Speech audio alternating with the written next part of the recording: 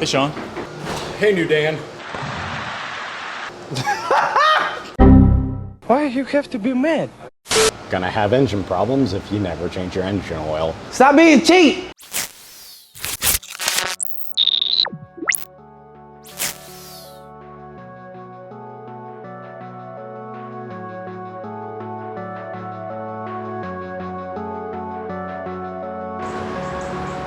Holy moly, 05 Imola on Imola Red 6-speed M3 Coupe with 119. A good follower of ours, you know who you are, thank you for following us. Decided to drive all the way out from Charlotte to our store here in Raleigh to have the rod bearings replaced on his newly acquired, new to him, E46 M3 Comp and some other items. So we're gonna be digging into this car tomorrow. Just wanted to show you guys, again, it's not for sale by us, but we do outside work. Of course, we service the big three and we can handle any generation M3 here at the store, but wanted to highlight this beautiful car. This is a phenomenal example of a comp, red on red, 3-pedal. Absolutely gorgeous car in impeccable condition, and we're getting ready to work on it. So we're truly blessed. I know Sean's excited, but we are too. We've been staring at this thing all day. Gorgeous example, check it out.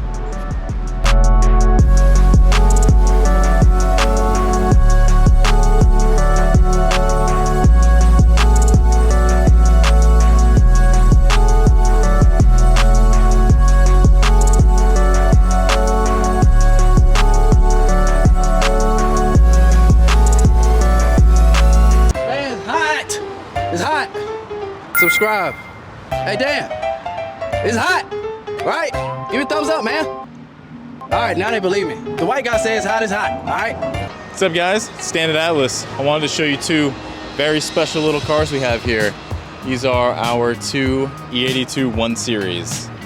Just got both of them in, both 135i's. The one on the left here is a black on black automatic 135. It's an 09 with 121,000 miles on it. And the one to the right, it's an 08 Monaco blue on black, 6-speed with 91,000 miles. Both special, both here and ready for sale. Tons of maintenance records between the two of them. Black Eye even had rod bearings done at one point. Both had cooling systems redone.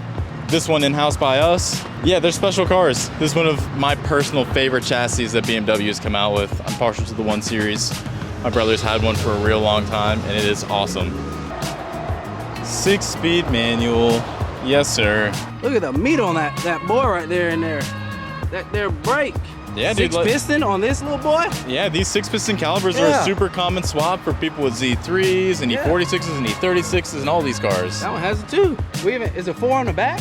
Y'all even put 4 on the back? How many, what's this? I don't know. Either way, it's not a standard brake caliper. Doesn't look like it. They're big. All right, this week's question of the week is, what is the biggest red flag when buying a used car? Biggest red flag, there's no liquid moly in it. Mine personally is if you look underneath and it looks black how an underbody should, but it's like a little wavy, it's got some weird texture to it. Looks like someone just spray painted over some rust. Not good. I looked at a 4Runner one time, and it looked real nice underneath, except it didn't. When you looked real close, it didn't. Sus. Very suspicious. Sus, dog. Very suspicious. Dan, what's yours? What's yours? Say the price is drastically too low. So we're talking like bottom of the barrel low. There's a reason why. What should they do? Ask questions. There you go. Can't go wrong. Yeah. That and the title is not in the owner's name. Just get a PPI. Just get a PPI. We do them. John. Yo. Question of the week. What is the biggest red flag when buying a used car? Probably a check engine light. Always bring a code reader with you, right? Probably a good idea. Check the readiness codes too. Make sure that the people didn't clear the faults. Yeah. Before you got there. Good one. Good one. Could not agree more. Sean's hiding back here. Hey, Sean. Hey, New Dan. Why you have to be mad? What do you think's the biggest red flag when somebody's buying a used car? Rust. It's like stupid. You just can't fix it. Especially when somebody spray paints the underside black or coats it in black, you can still kind of see a little bit of texture. Not good. Pick it up and the lift arm goes through the frame rail.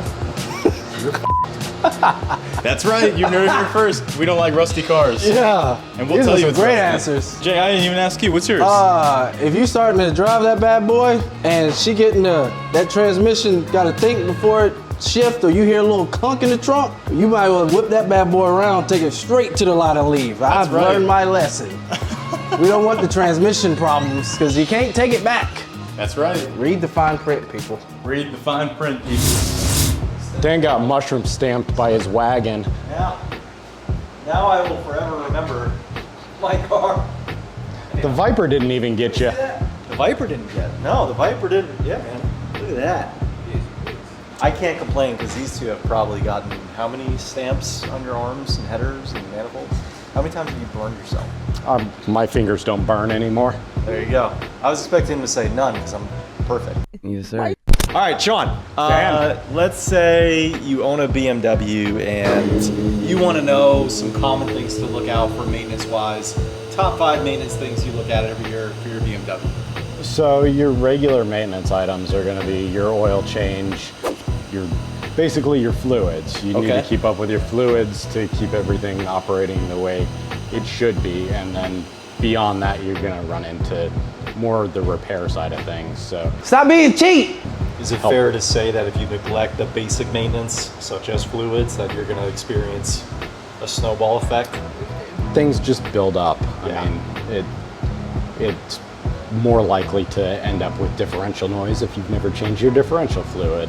You're more likely to have transmission issues if you've never changed your trans fluid. You know, it's kind of like you're gonna have engine problems if you never change your engine oil. Stop being cheap. What's one, think of a couple benefits of having your BMW serviced by a independent shop versus a BMW dealer?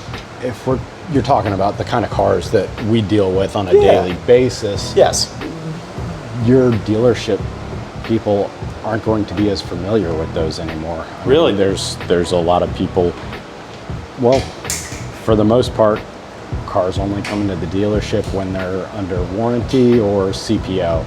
So that spans about 6 to 8 years, depending on the manufacturer. And then after that, people don't go there anymore because of the cost and inefficiencies, or lack of transparency, we'll say, between the service advisors and the technicians and the customers. So, you know, you'll have instances where a technician notes something as being bad, and then you've got a service advisor who will use fear tactics to sell that when it's really not an issue. They can be honest with you up front. Yeah, it's something that's not going to be detrimental to the car or doesn't need to be addressed right now, just rather should have been made aware of it so that they can prepare in the future. Stop being cheap. I don't even remember what the question was anymore. Yeah, no. If you service your car, your BMW at an independent shop, techs like us, you're probably going to you'll build a relationship with them, right? Yeah.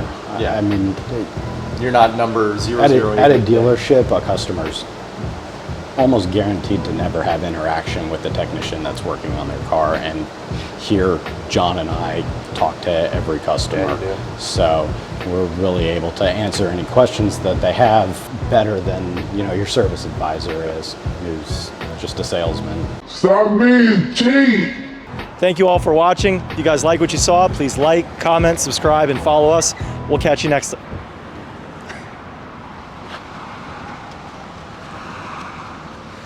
I hate being HR director.